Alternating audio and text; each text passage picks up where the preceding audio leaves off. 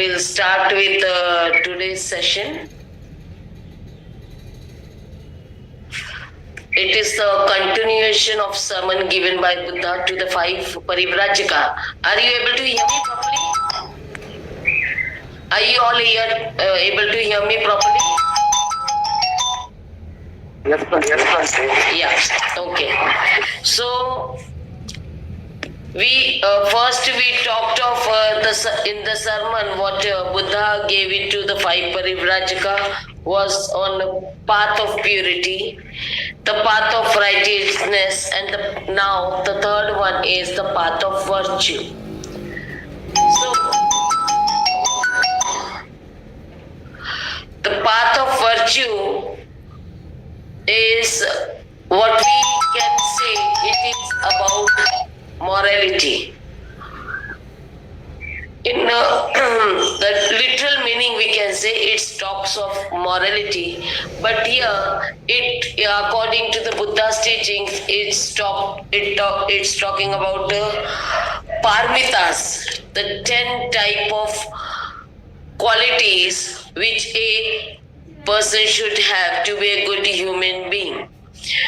So, while explaining the path of purity, Buddha told them it includes Shil, Dana, Upekha, Nekhamma, Virya, Khanti, Satya, Adithana, Karuna and Maitri. They are the 10 types of qualities which a person should have. And one by one, he explains to them. Here we are finding now in every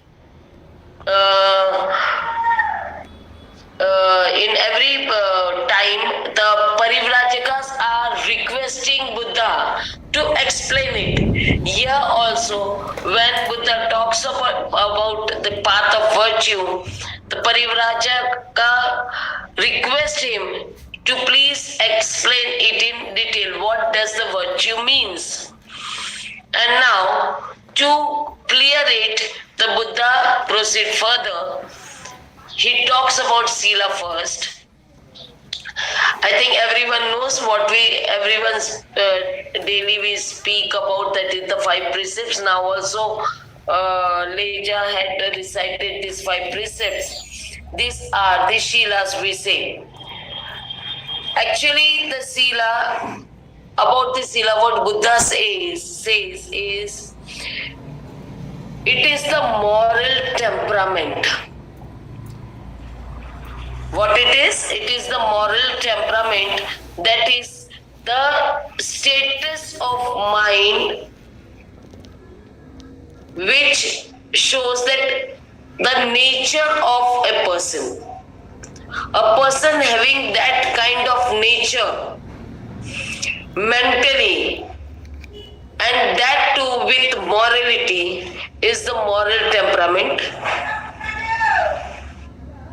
And how this works, it is the disposition not to do evil and the disposition to do the good. What is say? How the nature of the mind should be?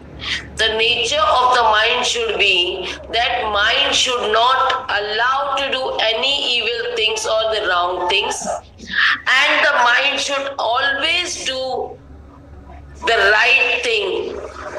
The person should if they are depending on the mind request or what the mind says to do, it should be always good. Not doing wrong things and doing the good things. This is what the moral temperament of a person should be. Again further, Buddha explains, it is to be ashamed of doing wrong. It has a very big meaning, we can say, to be ashamed. When we do something, we feel something. We feel something when we do it. So, if we do good, we feel satisfied, we feel happy.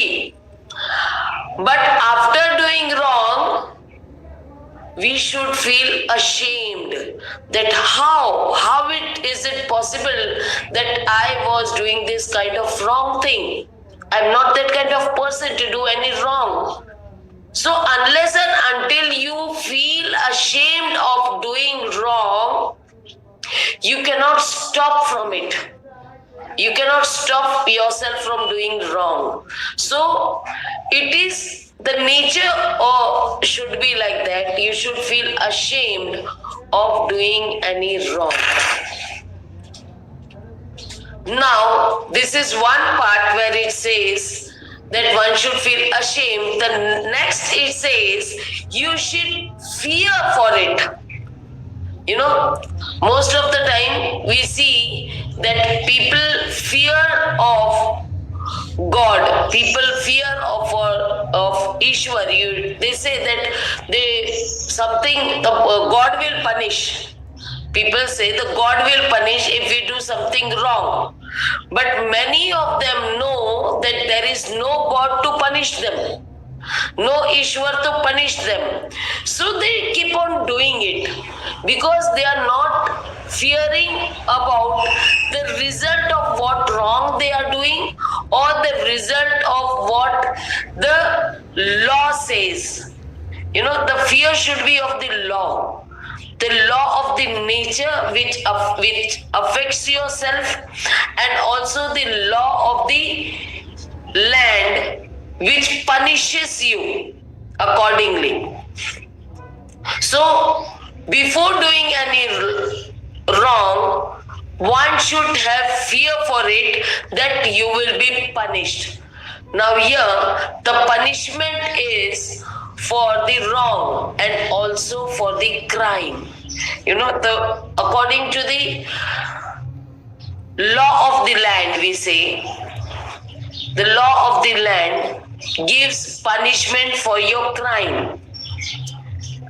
And Buddha says that you should have fear of doing anything wrong because even though the law of the land won't punishes you, your mind is disturbed, you are punished by the nature. The result, what it gives, is you are not able to see. The result is affecting you. We are happy to see what we are doing wrong to others. They are in problem, but your mind is also the one who do the wrong. Also has the effect on their mind that they become disturbed. They are not having mental peace. Their health is not good. They feel happy by seeing others in trouble, but they too are in trouble mentally, but they are not ready to accept. This is called ignorance. So here it is said that everyone should fear of punishment of sila, whether it is from the punishment from the nature or punishment from the law of land. Sila means fear of doing wrong. He gave this definition of Shila. He gives the definition that it means the fear of doing wrong. So the whole Shila part is dependent of not doing the wrong. That is, in Pali we say akusal karma. Akusal karma. That is wrong things. And if these wrong things are repeated daily, in more times, if you repeat and repeat, it becomes crime. Now the second, here it is given second dana and here it is given nikama. Anyway, now the second one, the virtue is nekhamma. Nekhamma is also a Pali word. It says leaving everything or giving up, we can say. Giving up. What to give? It is said renunciation of the pleasures of the world. Pleasure means, last time I explained you in previous chapters, pleasure is like one of the extreme path we are choosing. The things which we don't want to, we are not in need of, but still we say, I need this because others are having that.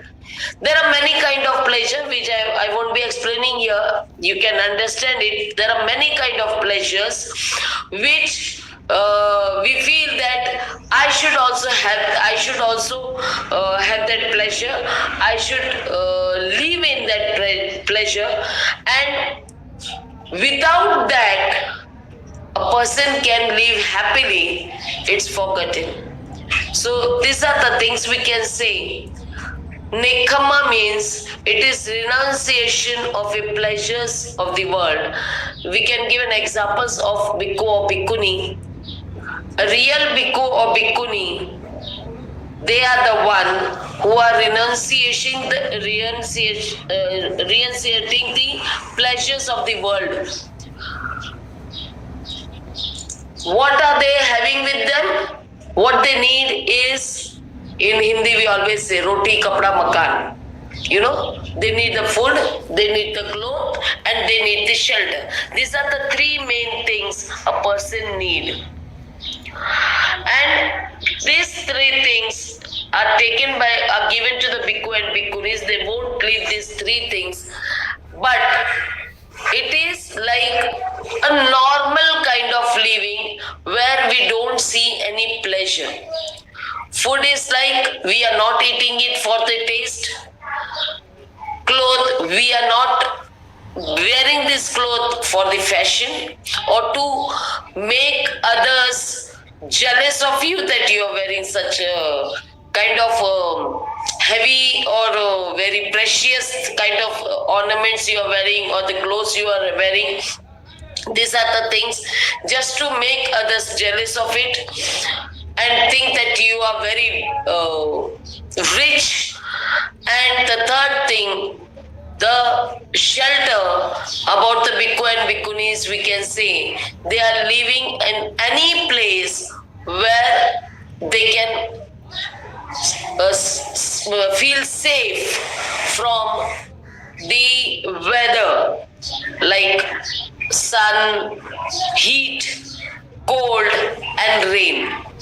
They should get just a place to take rest and to study. That is enough for them. That is nekama. And for the lay people, it should be like what they need to make their family live happily. That is there to be like we in last class we had gone through the livelihood, the right livelihood. What you do, that livelihood is, it gives you pleasure to live with minimum requirements. Or if you have more, you can use it for the third virtue, that is dana. If you have more, you can share it with others, those who are in need of it. If others they don't have that kind of things and you have it, we can share this as a dana for others. So giving your own things to others and make them happy, make them life easy to live with at least minimum requirements is dana. And this dana is like we don't expect anything in return. Then only it becomes dana.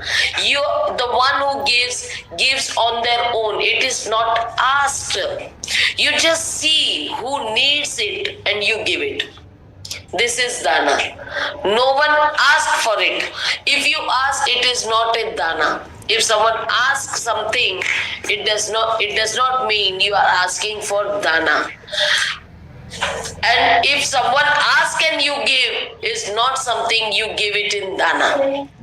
It is just like you feel that the other person need it and you are giving it. So this dana is given without expecting anything in return. Now, in Buddha's way of living, we can find that many of must be knowing, like the bhikkhu or bhikkhunis, they take a food bowl and they go for pindapada, that is charika, to have food from the lay people. They move on the road where the people are living, and the lay people who see the bhikkhu and bhikkhuni with a bowl, they offer food to them in their bowl. Here we find that many of them,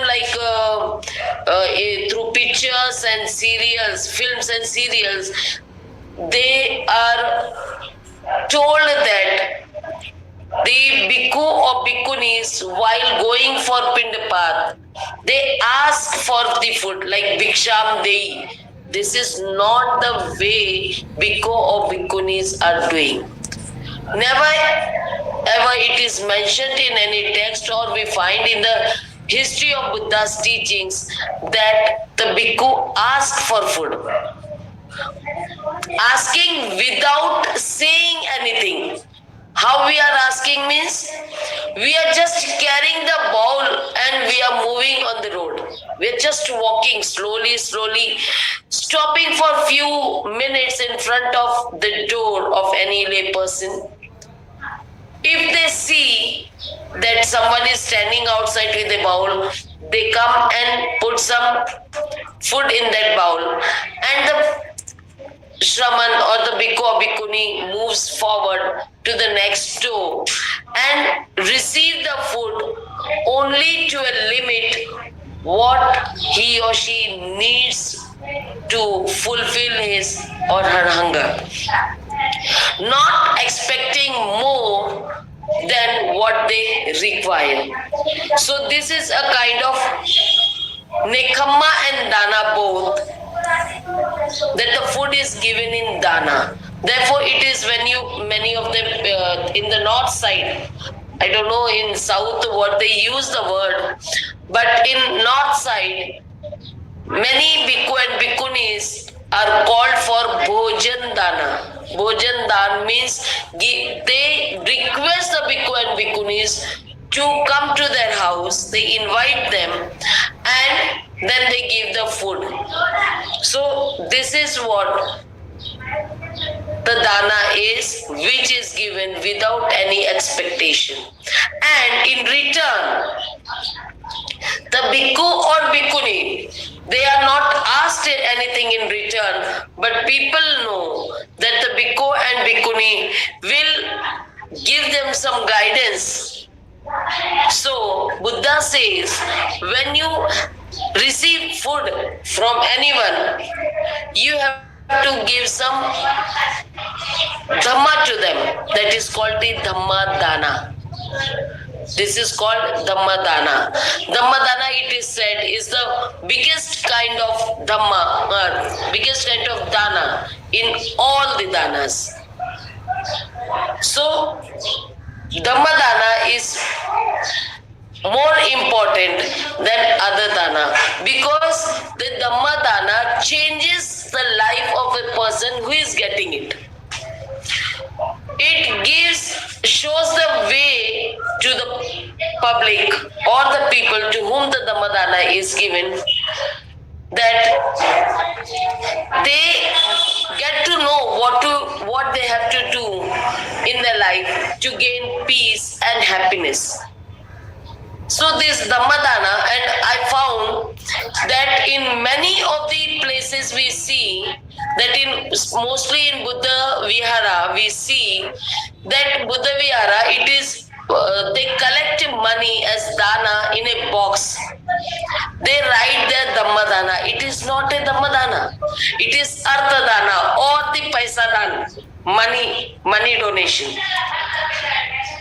Most of the people does not understand the difference between the Dhammadana and the other dana given by the people. So the people is giving other kind of dana to Bhikkhu Bhikkhunis, and Bhikkhu Bhikkhunis are giving Dhammadana to them. Okay, so we should understand this difference, and this kind of dana is one kind of virtue in life which gives happiness and satisfaction to all. Now the fourth one is Shantarani. Virya is a Virya. It talks about Virya. Virya is right endeavor. This is most of the time it is said it is with a person who is very strong, and they say that they have that strength to fulfill what they want to do. That is the strength. And here it is said that it is a right endeavor, means the efforts what they require to fulfill what they want to do is a virya. It is doing with all your might, whatever you have undertaken to do, with never a thought of turning back. Means whatever it is decided, you have to fulfill it with your efforts. And even though you're not getting the result what you want, or you're getting frustrated, but still you don't want to turn back, or you don't want to return or leave that thing. If you leave or you return back, it does not come in virya. So it is the continuation process with right effort to fulfill it. Here we can say this right effort. Why? Because most of the people say that I will do this what I want, but by any means. This word is used, by any means. It should not be by any means, but it should be with right efforts. Any means may also include the wrong way of fulfilling your dreams or whatever you are want to do. That is very important. It should be very right. Now, the fifth one is Khanti. Khanti is forbearance. Forbearance means, here it is explained further, not to meet hatred by hatred is the essence of it. What it is said, it includes the meaning of the forbearance. We can say it is patience, we can say it is tolerance, or you can say we have to be very calm if someone is giving you that kind of hatred to you. Actually, 1 minute.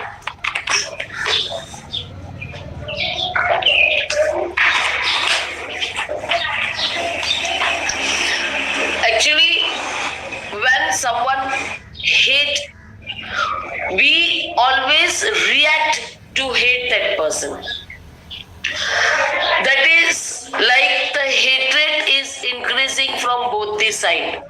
And what Buddha says, when someone is hating you, you have to be calm and try to understand what is the reason behind it, or if you want to reply or react, you react with in proper way, so that hatred is not increased in others' mind. It talks about the war, like we can say very clearly. Siddhartha at the time of when he was in Kapilvastu, and when there was a Sangha, Sakya Sangha meeting, there he says, I won't be repeating everything because we have already gone through it, but as an example I want to give that that he says, if there is a war between the two countries, the one who loses tries to win again, and that country make more effort to win it, to raise a war against the country who had won. Means the one who loses does not keep silent or does not stay back by saying that, oh, now I have lost or everything, so I should be quiet. But they again try to win that, and with more effort they come to raise a war. In the same way it is with the two person. If it is with hatred, the other one who is affected by this hatred reacts in the same way and try to hurt others, because hatred hurts both the person. So at least one has to understand, the one who understands the Dhamma, the one who understands the meaning of Khanti, the one who understands the teachings of Buddha. They try to be patient, they try to be calm and think over it, why there is a hatred in other person for me. And then they work on it and try to calm down or bring the hatred to the minimum. The next one is the Satya, that is the truth. A person must never tell a lie. We always see this one in the fourth precept of Panchashila. That is, one should not speak a lie. One not speaking a lie, always speak the truth. I think we have talked a lot on this truth. And here it is said, he is very clear here where he says, Buddha says, his speech must be truth and nothing but the truth. Here means, see, very clear it is, only the truth. And we find many people saying that we are not able to survive without saying a lie. Means it becomes without they don't believe that saying truth can also have one can live a very good happy life by saying the truth. And therefore I don't know whether I have explained you or not, but the Buddha is called Tathagata because Buddha, what he was saying, was doing the same thing. What he says, he does the same. Saying is the truth. Accepting is the truth. We should say that acceptance, what we say, we are not ready to accept most of the time. Because we want to live in a miraculous world, we want something else from others. So we say, no, this is not right. Wrong is right. We talked on Micha last time. Because from many years the things are happening in the same way.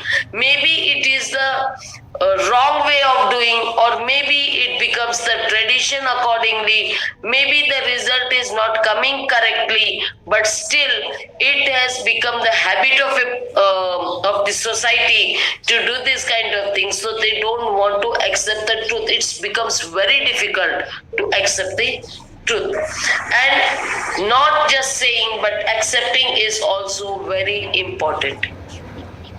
So in Buddha's teachings, truth has a very great importance, we can say.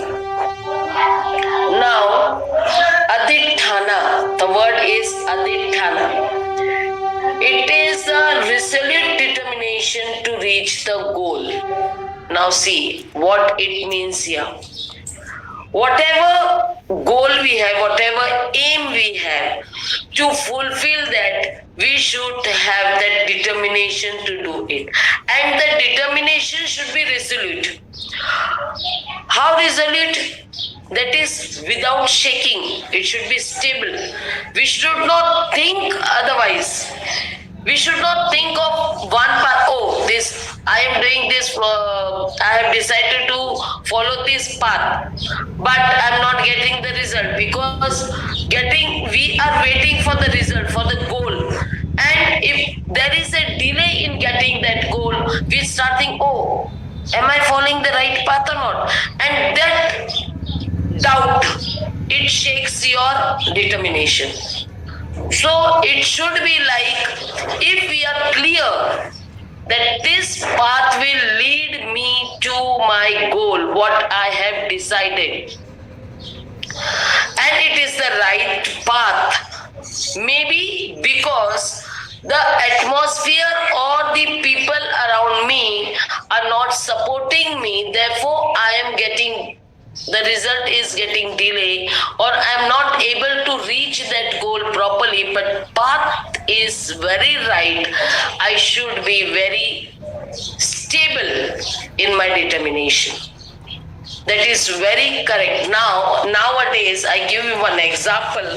It's very something like I was very disturbed when I heard this. One example, just now I got to know in this rainy retreat, that is Varshavas, I heard that one bhikkhuni, she said that she had taken adithana to do her Varshavas in that vihar, in that Buddha vihar, because others called her and she decided to do her Varshavas or any retreat in that vihar. So what she said to them, she said that I am keeping my asan. Asan means the place where they sit, and that it's a kind of cushion type of thing. Most of you must be knowing this asan because most of them are doing the meditation and all. So I do not need to explain it in very detail. So that bhikkhuni kept that asana in side, left side of the Buddha statue, and she said that I have determined to be here. I have taken adithana to do my Varshavas here. So my asana should not be taken off from here, or no one should even touch my asana.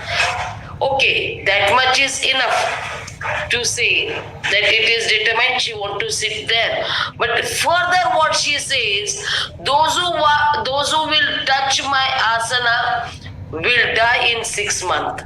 Such kind of things in coming in Buddhism. It was like, what she want to say? It's your determination to do what you want to do there. It is your adithana. How others will be affected by this your determination. If by your determination others are affected, that means your determination is not correct. Because it should give some guidance to others. It should give pleasure or happiness. Instead of saying pleasure, it should give happiness to others. It should give some way to others. When you're using that kind of adithana, it should be helpful for others. It should not be like others are getting afraid because of your adithana. Now people got afraid. Oh, if we touch to her asana, means we'll die in 6 months. They said, sorry, you can leave this. We won't allow you to do rainy retreat here. So this kind of things also happen. So what adithana is? Sitting is not the adithana. After sitting, what you want to do? If you are doing a rainy retreat, you have to take a adithana. Aditana saying that I will study this subject from Dhamma, complete it, and I will try to guide other people who are coming to the Vihara what I have learned.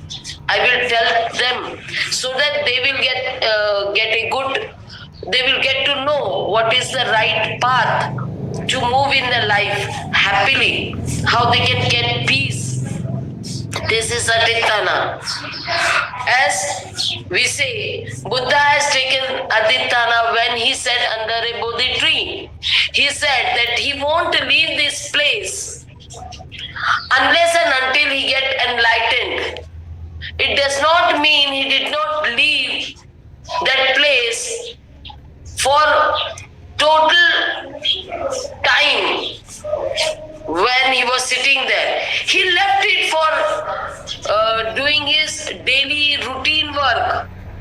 He taking bath or whatever the daily routine what everyone a human being had to do. He does that. He even take the food. So many things are there which are continued. He never sat there continuously without moving. Determination is not only sitting, determination what he want to do. And he did it. He got enlightenment because he took that Aditana. In the same way, we are sitting is not Aditana. What the place where we are sitting is not Aditana, but what we have decided for sitting, after sitting there, it is Aditana. So everyone has to understand that what you have decided, you have to fulfill it with all your, again we can say, with effort, without shaking, without having any doubt on your path, what you are following it. The next comes the karuna, that is the compassion. It is that loving kindness to human beings. See, here this is karuna. Karuna, I think in South also they say karunai. So it is compassion. Babasaheb Ambedkar had explained in his speech very clearly, saying that there is a difference between daya and karuna. Daya is sympathy, karuna is compassion. Because everyone who says, oh, I have karuna for others, like if they see a beggar coming to them and that beggar is asking something, we say that, oh, we feel very compassion towards that person and we give something to them, and we feel that we have done our duty with compassion. What Babasaheb Ambedkar says, no, it's not correct. The correct way of showing compassion is that the beggar should not be a beggar when you help him or her. It should be, he gives the examples, giving a fish to eat to a hungry person is not a compassion, but to teach that hungry person how to catch a fish. Once you have given the fish to eat, the hunger is, he fulfills his hunger, but later that person has to be taught how to catch the fish for himself, so that he will not beg for food again, or he will not feel hunger unless and until you give it to them. So this is the way compassion is having a wide meaning, where it is said that you have to help in such a way that the situation changes. The situation of that person to whom we are helping does not remain as it is. It should change. That is compassion. Otherwise, it remains as sympathy. Therefore, Buddha had compassion towards others, and therefore he started walking, and he walked for 45 years in compassion to show the path to the people to come out of these sufferings. It was not sympathy, and he did not expect anything from anyone. Giving that Dhamma to others, giving all the guidance to others, those who were suffering, he just went on giving, and people thinking that Buddha is walking or the Bhikkhu Sangha is walking, Bhikkhuni Sangha is walking, and they are walking and coming to us to show the path. So with compassion, they used to give a dana for food. Okay, they used to see what they need, and they used to make arrangements that they can walk from one place to other without more difficulties, we can say. We can't say without any difficulty. Some of the other difficulty would always be there in life. Okay, the path is always not as it is when we started. It depends. The path changes. The difficulties changes on the path. Just saying you be happy, but you have to do some effort or give some guidance how they can be happy. That is one thing. The second is, if you want others to give Maitri, the other person should be ready to accept your Maitri. If the other person is not ready to accept your Maitri, means what you are giving is not received by others, but the one who is giving Maitri or Metta is developing oneself in gaining that Metta within and feeling happy and having no bad thoughts or evil thoughts against the others. Like it is said, it should be given not only to friend but also who is a foe, who is not your friend. Maybe that person is against you, but still you feel in you the Maitri is developed within you in such a way that the foe or is not ready to accept your Metta, but you have different feeling for that person, thinking that he is ignorant, and ignorance, if some in future, maybe because of my behavior with him, I'm not hurting him or I'm not doing any wrong things with him, he may understand my feeling and the hatred will come down and he may become my friend in future. So this is the thing we have to develop within ourselves by giving Maitri to others. Understand, you are developing yourself. You know, the one who is giving Maitri is developing themselves. So this Maitri has to be, it is one of the virtue, what Buddha says here. Now the next one is Upekha. Upekha is detachment as distinguished from indifference. It is a state of mind where there is neither like or dislike. Upekha, a very good example we can give, when Buddha was walking with some bhikkhus, some people were praising Buddha and some people were backbitching him, saying, no, this Buddha, he is not good person, he is not telling the right thing. So bhikkhus behind, they were very worried. They were not able, they were saying that, oh, those who are praising Buddha, they are feeling happy. And some people who are not praising Buddha or saying some bad things about Buddha, the bhikkhus were feeling very bad. So they go and talk to Buddha and tell that these people are doing this way, they are talking this way. So Buddha explains them. Don't get happy because they are praising you, or don't feel sad that they are not praising you. This is upekha. Means we should not have like or dislike. We should accept the truth. Again, here it is, we should accept the truth.